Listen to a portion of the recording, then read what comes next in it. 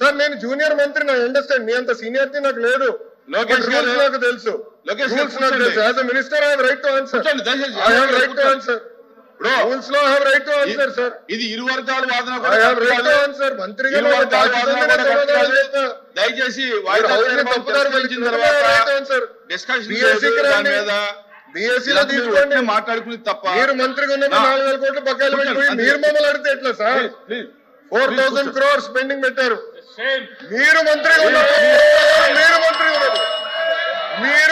ఉన్నప్పుడు 4,000 కోట్లు బకాయిలు పెట్టిపోయి మీరు మమ్మల్ని అంటారు కాదా? బకాయిలు పెట్టలేదా? ఒక్క నిమిషం, బకాయిలు పెట్టలేదా? మీరు బకాయిలు పెట్టలా. చెట్టు మీకు కొంచెం వీక్ చేయాలి.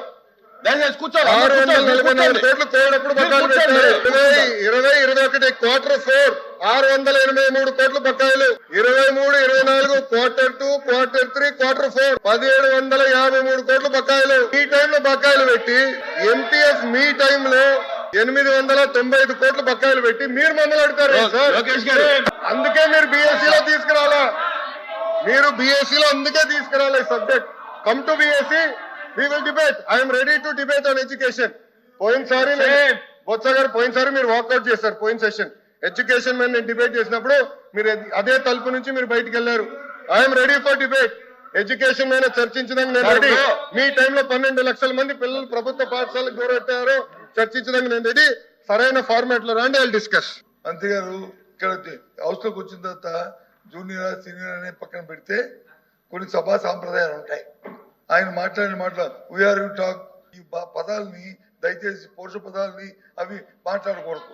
ఒకటి రికార్డులో చూసుకోండి, రికార్డులో చూసుకోండి.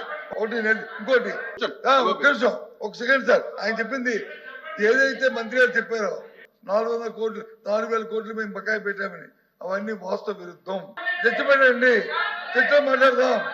అందుకే చర్చ పెట్టండి, చర్చలో మాట్లాడదాం. వాస్తవ విరుద్ధం మాటలు చెప్పి సభను తప్పుతో పట్టించడానికి, సభను తప్పుతో పట్టించి ప్రజలు మభ్యపెట్టడానికి దయచేసి మభ్యపెట్టారు చాలు. మభ్యపెట్టి మోసం చేసి చాలు. ఇంకా ఇక్కడ నుంచి అవి అనుకోండి.